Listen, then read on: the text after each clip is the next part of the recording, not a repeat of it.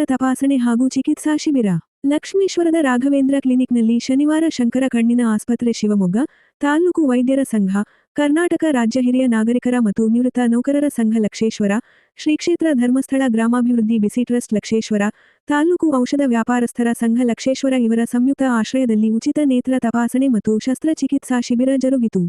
ಹೂವಿನಶಿಗ್ಲಿ ವಿರಕ್ತಮಠದ ಚೆನ್ನವೀರ ಸ್ವಾಮೀಜಿ ಸಾನ್ನಿಧ್ಯ ವಹಿಸಿದ್ದರು.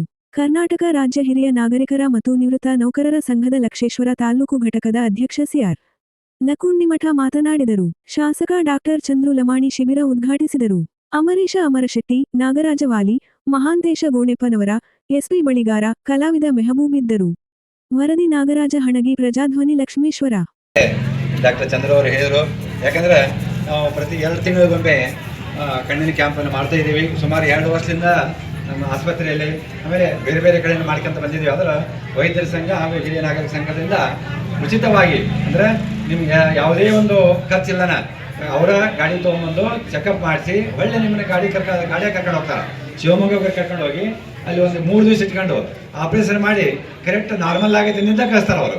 ಅಕಸ್ಮಾತ್ ಹಂಗೇನು ಪ್ರಾಬ್ಲಮ್ 1 ದಿವಸ 2 ದಿವಸ ಎಕ್ಸ್ಟ್ರಾ ಇಟ್ಟಂತಾರೆ. ಅದಕ್ಕೆ ನಿಮ್ಗೆ ಯಾವುದೇ ತೊಂದರೆ ಇರೋಂಗಿಲ್ಲ. ಅಕಸ್ಮಾತ್ ನಿಮಗೆ ಒಬ್ಬರಿಗೆ ಹೋಗೋದಾಗೋದಲ್ಲ ಅಂತ ನಿಮಗೆ ಯಾರು ಡಿಪೆಂಡೆಂಟ್ ಇದ್ರೆ ಅಷ್ಟೇ, ಭಾಳ ಒಟ್ಟೆ ಕಣ್ಣು ಕಾಣೋದಲ್ಲ, ನಡೆಯೋಕ್ಕಾಗಲ್ಲ ಅಂಥವ್ರಿಗೆ ಅಷ್ಟೇ ಒಬ್ರು ಯಾರನ್ನ ಕರ್ಕೊಂಡು ಹೋಗ್ತಾರೆ. ಇಲ್ಲ ಅಂದ್ರೆ ನೀವು ಒಬ್ಬರೇ ಹೋಗ್ಬೋದು. ಯಾರಿಗೆ ಏನು ಅನಾನುಕೂಲ ಇಲ್ಲ, ಊಟದ ವ್ಯವಸ್ಥೆ ಇರ್ತೈತಿ, ಎಲ್ಲ ಅನುಕೂಲ ಐತಿ. ಆಮೇಲೆ ಪ್ರತಿ ಸಲನೂ ಅವರೇ ಮತ್ತೆ ಆಪರೇಷನ್ ಆಗಿಂದ ಹೊರಗೆ ಕರ್ಕೊಂಬಂದು ಲಕ್ಷ್ಮೀ ಬಿಟ್ಟು ಹೋಗ್ತಾರೆ.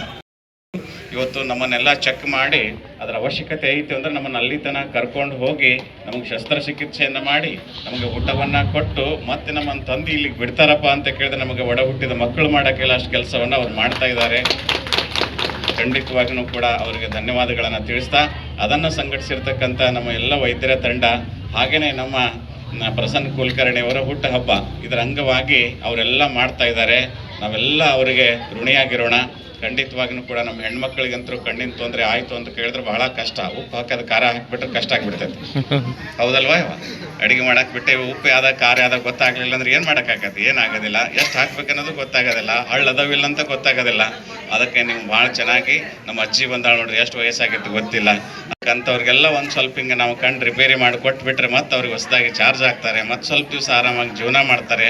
ಅಂಥ ಕೆಲಸವನ್ನು ಮಾಡ್ತಾ ಇರ್ತಕ್ಕಂಥ ನಮ್ಮ ಎಲ್ಲ ಸಂಘಟಕರಿಗೆ ನಮ್ಮ ಈ ಪ್ರಸನ್ನ ಕುಲಕರ್ಣಿ ಅವ್ರದ್ದು ಕರೆಕ್ಟಾಗಿ ಡಾಕ್ಟ್ರೇ ನಿಮ್ದು ಎಷ್ಟನೇ ವರ್ಷದ ಹುಟ್ಟಾಬ್ರಿ ಅಂತ ಕೇಳಿದೆ. ಅಜ್ಜರೇ 50 ವರ್ಷ ಕರೆಕ್ಟ್ ಆಯ್ತು ನೋಡ್ರಿ ಅಂತ ಹೇಳಿದ್ರು ಅವ್ರು. ಹೌದು, ಅದಕ್ಕೆ ಅವ್ರಿಗೆ ಆ ಭಗವಂತ ಇನ್ನೂ ಆಯುಷ್ಯ ಆರೋಗ್ಯವನ್ನು ಸುಖ ತಮ್ಗೆಲ್ಲರಿಗೂ ಕೂಡ ಶರಣಾರ್ಥಿಗಳು.